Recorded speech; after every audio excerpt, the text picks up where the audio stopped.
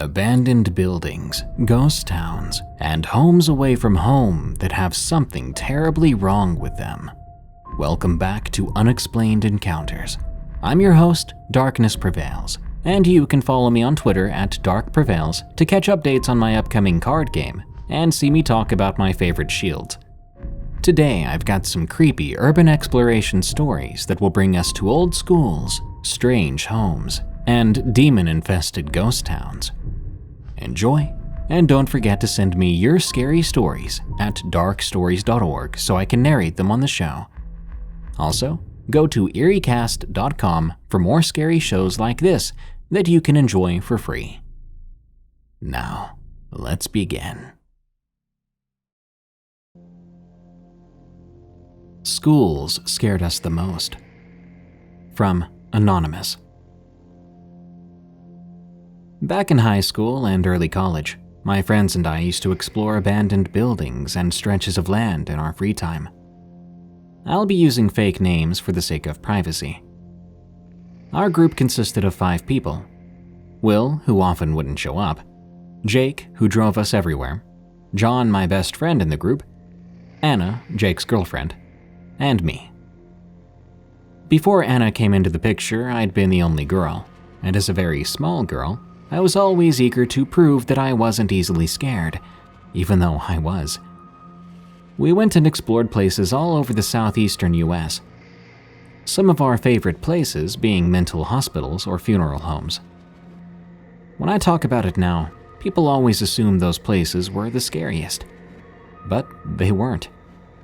The scariest places ended up being the schools, hands down. In all the other places we went, trudging across these sewer-like basements of mental hospitals, climbing over coffins and through hearses in funeral homes, finding dried blood on farming equipment and old barns, none of it compared to the fear and dread that came with entering these 2 abandoned schools. Both these schools were in our hometown, one downtown and one midtown. I'll start with the one in midtown. We actually went to this one during the day. The police mostly camped out those places at night, so we were less likely to get caught during the day. There were some homeless people outside the building, but we managed to sneak around them just fine, and they had no clue we'd gotten inside the building. We had rules in our adventuring group. Rule number 1, no vandalism. We never broke into any place we went. If we couldn't find an already open way in, we turned around and went somewhere else. Rule number 2, keep quiet. We did not want to alert anyone that we were there at all. Our purpose was to have fun exploring and to take cool pictures for Instagram. And rule number 3, before we could have fun exploring, we had to clear the building. That usually meant Jake, or if Will was there, Jake and Will, going through the building with a flashlight and investigating every room, every closet and cupboard, any place where a creature or person could be hiding out of sight. As we got more experienced, we would have walkie-talkies and would all fan out, everyone clearing at once with a flashlight and a weapon. No guns, just blunt objects or knives, in the rare case that we'd have to defend ourselves.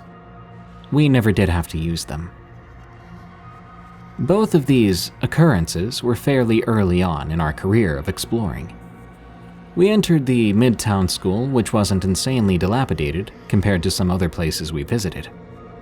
We could hear the homeless people outside talking, so we made sure to keep our voices down as Jake and Will cleared the building's first floor. Everything was good, so John, Anna, and I began to explore the floor, while the other 2 continued to clear upstairs.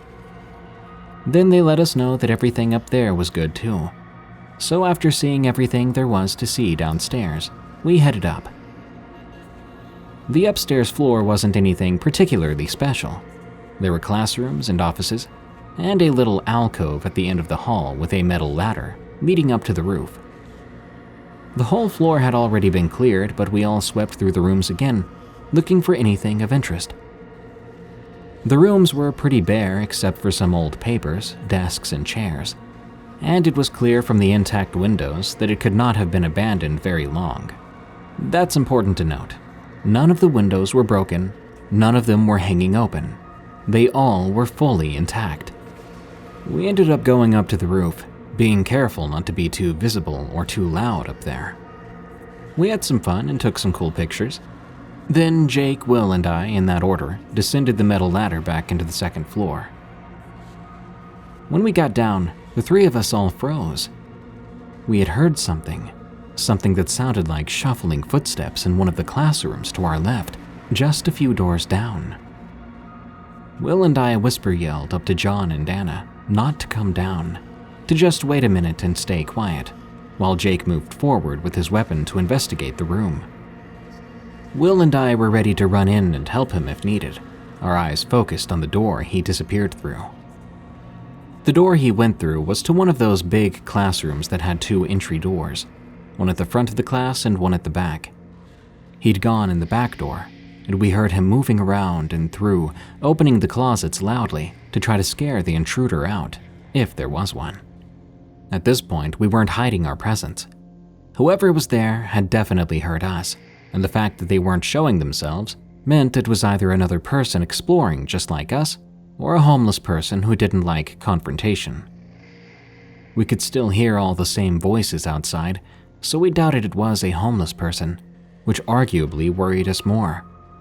After a minute or two, Jake emerged from the farther door at the front of the classroom and began walking back towards us, the back door still ajar. He started to speak, something along the lines of, "No one's in there, come on." But he was cut off as the back door he'd left ajar, the one between us and Jake, slammed shut violently. It had been all the way open, not cracked, and it swung as though someone had thrown it. Jake was at least 10 feet away from it, and Will and I were even farther. Both Jake and Will immediately ran to the door, yanking it open and calling out, "Who's in there?" But I knew no one was, or at least no one that we could see. The windows were shut, so it wasn't wind.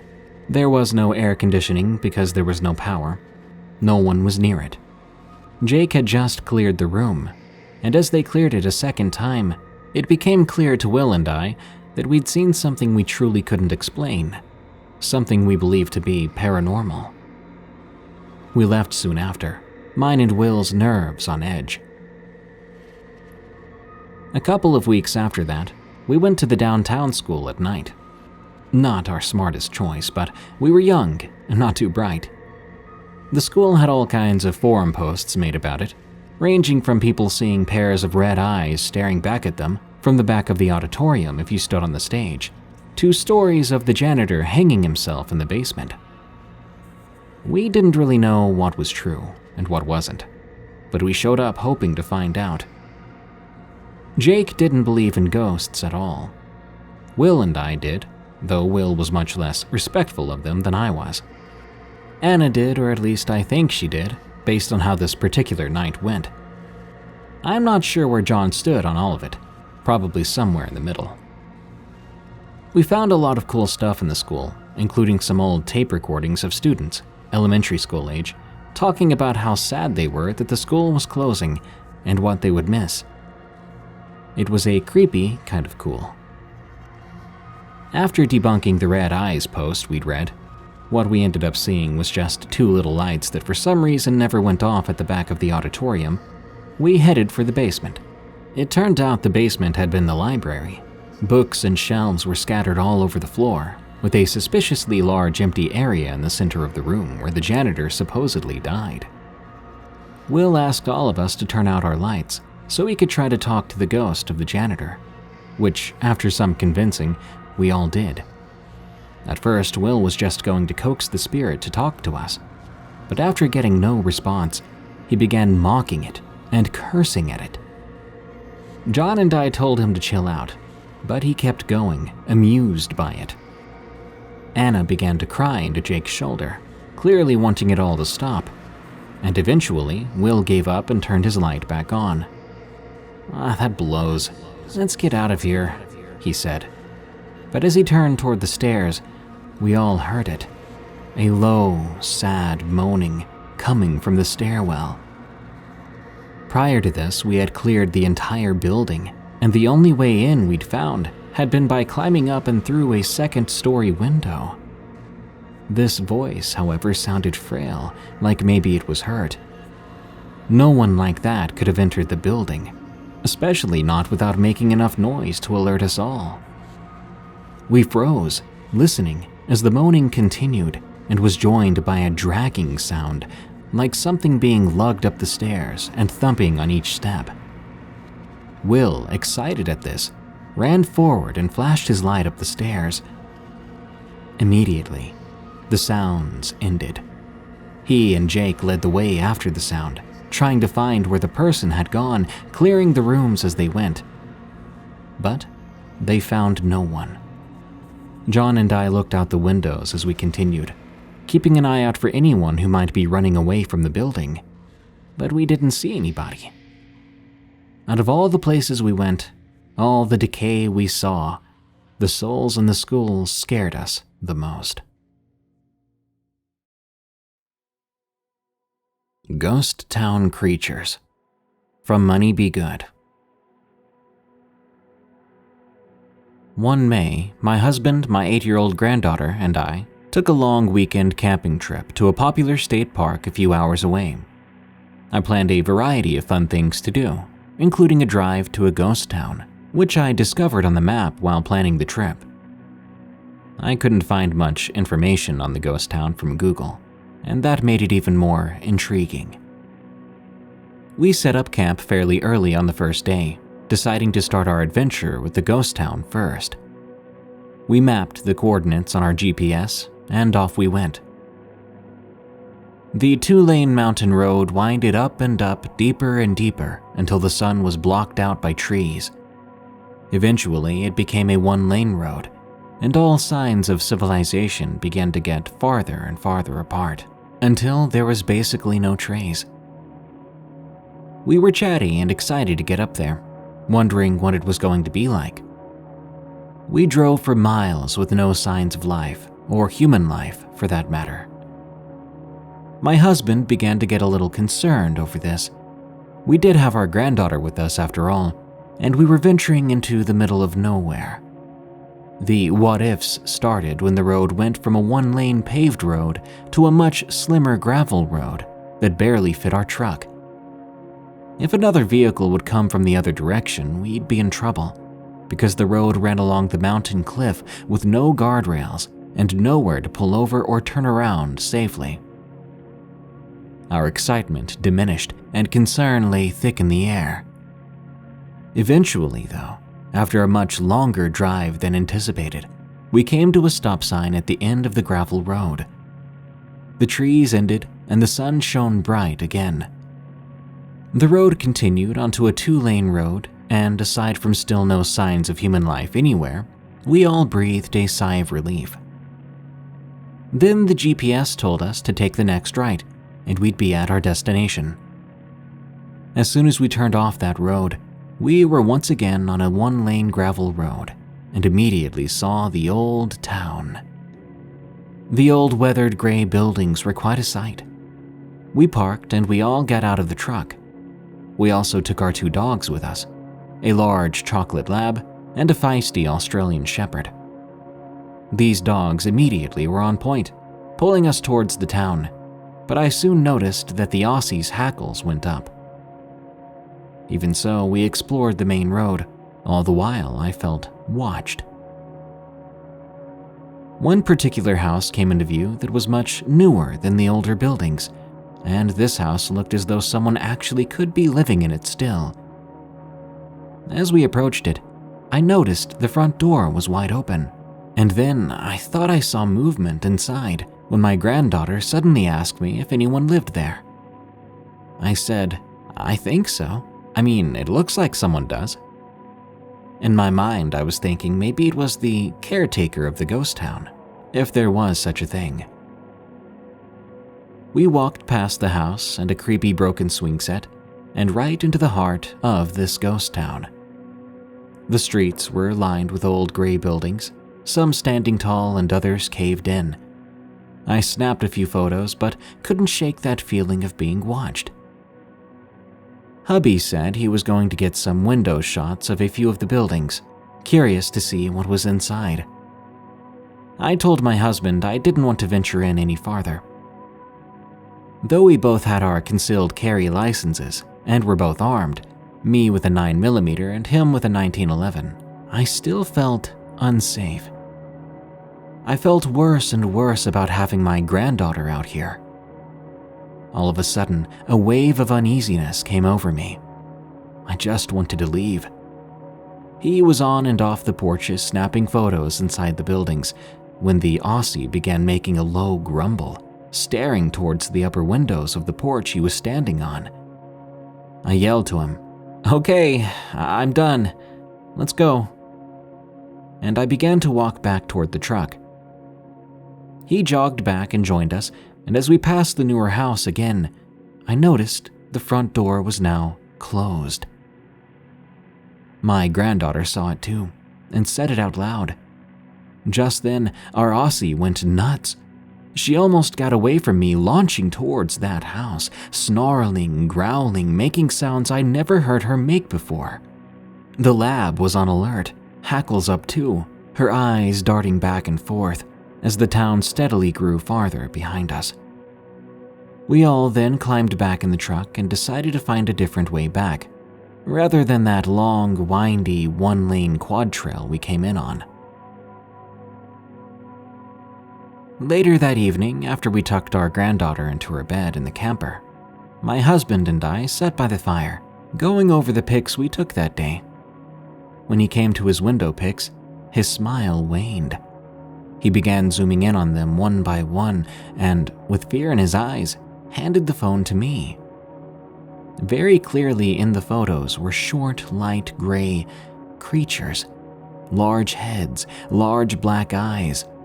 On the forehead and on the sides of the head were small nubs or possibly small button-type horns. One looked to have wings, and the wings were lined with nubs as well. As I scrolled through the photos, all I could think of was what could have happened to us. Our precious granddaughter was with us there, and it could have gotten really ugly had these things decided to attack us. Luckily, though, they didn't. They stayed hidden inside those old buildings and never bothered us. I wonder who or what was in the newer house. Was it also one of those things, or a human who lived among them? Possibly a homeless person who stumbled across this place, not knowing what lurks outside the walls he chose to make his temporary home. Will he be making it out of the ghost town tomorrow? My questions went on, but I never did get answers, and I never will go back. I've included one zoomed photo. This was the pic taken of the upper window just as the Aussie began to growl. We never saw anything while there, but it was very bright and the windows had a glare, as you can see in this pic. Narrator's note. For those listening on the podcast, you can see the photo for yourself at darkstories.org in the pinned story titled Ghost Town Creatures. I'll keep it pinned for the next week or so. But don't get your hopes up. To me, I can certainly see an odd figure in the window, but it could very well be smudges on the glass, and there's not nearly as much detail as mentioned by the author of the story. Still, quite a fun tale, and it's always extra creepy to get a photo along with it. Un-Dreamhouse from Linda 007. The closing date had finally arrived for our dream house.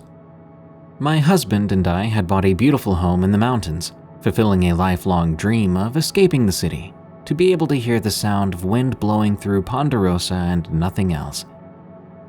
I've always thought I lived in the wrong place, quite possibly pursued the wrong jobs that kept me in the city. I was so eager to see our new home, so since my husband was working, I packed up my things, took my dog, Y, and set out by myself. It was a long drive from where we were living. I stopped at the title company, signed off on the last few papers, and unceremoniously was given keys to the house. My dog hopped into the back of the SUV, and we headed onto the highway as dusk was settling in. The house was remote, no cell phone service, so I made a call to my husband while I did have reception to report everything was in order. Back then, it was the start of the COVID lockdown and stuff, and I was only just then understanding its effects. I remember telling my husband that I would stay at a hotel that night, since we haven't moved anything into the house yet, and when he told me everything was closed, I didn't believe him at first. But it turned out everything was closed, including the hotel, and the reservations I had were canceled. So at that point, my only option was to go to the house, which had no furniture, but I was still excited about it. The property itself was some 40 acres in the Rocky Mountains, located deep into the National Forest, at about 7,000 feet elevation. It was a historic home, about 100 years old, and recently completely renovated, though there were some oddities such as no real master bedroom. It had a meadow, a trickling, gurgling creek, a pond, forest, and spectacular silence. There was a little snow on the ground at the time, but not too icy. The road to the house was beginning to look familiar to me, as in it already felt like home. Once I was off the highway, it was a 45-minute drive. Y and I arrived as dusk was deepening. This was the first time I'd been on the property without being chaperoned by a realtor. I realized I didn't know how to operate the door locks, but I finally got in. The previous occupant had completely moved out, of course, as when I'd first seen the place, there was still a lot of knickknacks, but now it appeared nothing had been left behind. I recall them even having some disturbing-looking artwork, but that was all gone too. That did remind me of something that happened, though. When seeing the place with the realtor at one point tapped me on the arm and nodded towards a painting in the corner. At first glance, I thought it was a guy walking with his dog, but on closer inspection, it was a guy carrying a goat head. Weird. I'm glad that one was gone in particular.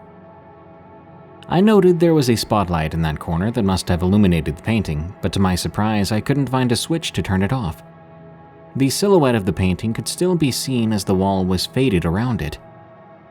Y made the rounds of our new place, upstairs, bathrooms, closets, and now was ready to go. He stood in the entryway and whined. "We're not leaving, silly. We're staying here tonight." I grabbed a few things from the SUV and locked the doors. I didn't even have a sleeping bag, but with a few blankets and my pillow, being so tired, I would be asleep in no time. As I closed my eyes, I was aware that Y sat by me at full attention. He seemed to be panting nervously. It's just a new place, I told myself. I did fall asleep, but I was eventually awakened by the sound of banging coming from the basement. It sounded as if someone was banging a metal pipe with another metal pipe. Maybe it was just the heating system. I tried to go to sleep again. I became aware that the outdoor lights, which had motion detectors, kept turning on and off, and that metal banging just went on. Y would intermittently bark, but then return to his watchful pose right next to me. By 3 a.m., I was completely unnerved by the banging and decided to drive back home. I got dressed, fumbled with the door locks again, but finally got it secured and left. Overhead, the Milky Way shone brightly, the first time I'd ever actually seen it, thanks to the lack of light pollution out here. My husband and I made a few trips to our dream house in the mountains. Due to COVID, though, our plans for the future changed slightly, and we soon decided we weren't ready to retire, so we wouldn't be moving so soon. Still, we'd have the house out there waiting for us, and we did enjoy staying there on temporary occasions, but it seemed that house had different plans for us. Slowly, odd things began to happen. I never did hear the banging in the basement again. When my husband and I inspected the heating system, only the heating manifold was metal, being made of brass. The rest of it was flexible plastic tubing, so I had no idea how that sound was made. We would awaken some mornings to find the cabinet doors open in the kitchen. Now, altogether, we have 1 German Shepherd and 2 Malinois. At night, all the dogs piled onto the bed with us and wouldn't budge until dawn. At home, they slept in different places, but usually not the bed. They also were exuberant about going outside, so if you only hinted at opening the door, there would be 3 eager faces ready to burst through. As I worked around the property during the day and explored it, I made some disturbing discoveries. a marble statue in a remote corner, and evidence of a recent campfire, which worried me that local kids might have done it and risked starting a fire on our land. Closer to the house, and some overgrown weeds I was trying to knock down, I found several life-sized plaster human-looking heads on wooden pedestals. The plaster looked familiar, as the previous homeowner had several art projects made from it. As I worked outside, I would stop and admire our home, which was, I thought, so beautiful when we first bought it, but now was taking on a more foreboding look. There was a stone arch under the deck in front of the house that looked like a frown. After a year of owning the house, we decided to sell it mainly for work reasons. The many odd things that happened there made me reluctant to stay by myself if my husband should go out of town. We made sure we kept an open Bible in the upstairs great room, a suggestion from an elder at church. On our last night there, the dogs piled onto the bed as usual.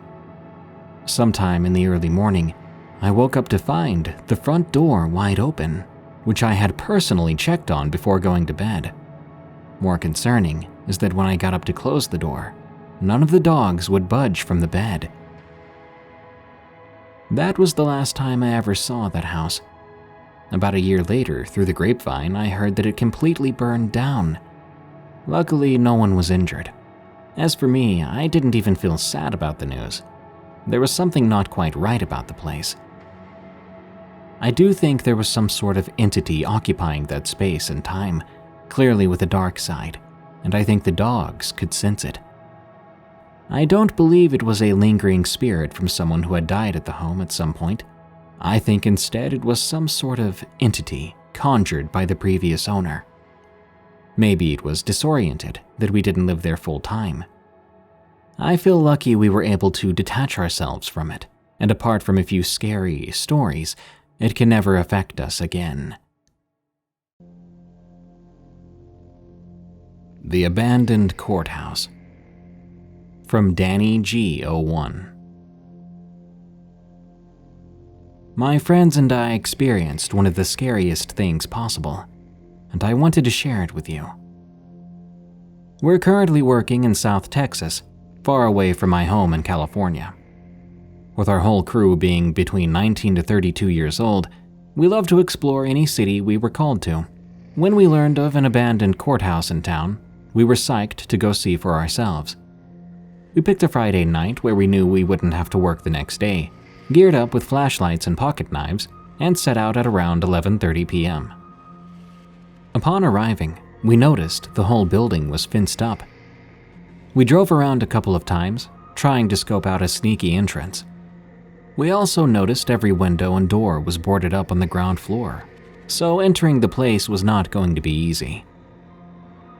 After parking a few blocks away to not make anything suspicious, we walked to a spot under a bridge overpass, where we thought it would be easy to get past the fence. And sure enough, we managed to make it past the fence without much of a problem. We began to explore around the building, looking for any openings to get through the boarded windows or doors. Being this close to the building, we got some very eerie vibes from it. The creepy statues surrounding the place, the vines growing on the sides of the building, the darkness of the entire property. It all really had my heart racing. There were at least 2 windows that had the word "Help" on the boards covering them. Goosebumps covered my arms after seeing that. We finally picked a window to try and pry open with our pocket knives. We successfully managed to unscrew 6 screws from the board with our knives, but 2 of them wouldn't budge. My coworker, Rob, began to pull on the board to no success. After a lot of fidgeting and kicking the board, making way too much noise, it caved and we finally had an opening. Immediately, we noticed graffiti on the wall of the room we just broke into. It read, "Diablo," in dark red spray paint. Just from being in that room, we could see the whole place was trashed. There were 3 different doorways to pick from to start exploring the building inside that room. We chose the middle doorway, heading to the center of the building. As we saw from the main room, there was trash all over, but a small red light caught all of our attention. After looking at the light closely, we realized it was a motion sensor. We cautiously left that room, keeping a close eye out for more motion sensors. We tried the third room only to find more of them. After a lot of discussion whether we should just leave or try the first room, one of my coworkers began walking to the first doorway, so we followed. There we found some stairs and fuse boxes completely cut, and luckily no motion sensors yet. The room was blocked with trash, but there was another doorway. My coworker Brian walked to the doorway first and stopped immediately. We thought he may have found another motion sensor, but he said something very odd. He said there were at least 8 chairs in a perfect circle.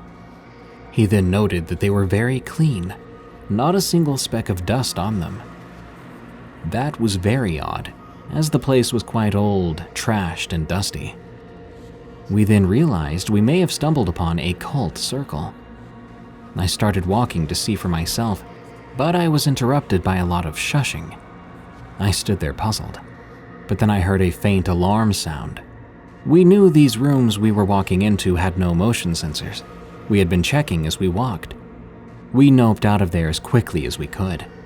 After making it to the truck safely, we were all talking about it, and we came to one conclusion. As we were kicking down the window board to enter, we probably interrupted the cultists during their ritual, and as we got closer to them, they left their circle to hide, tripping a motion sensor. We didn't know who or what tripped it, and we definitely did not want to stick around and find out.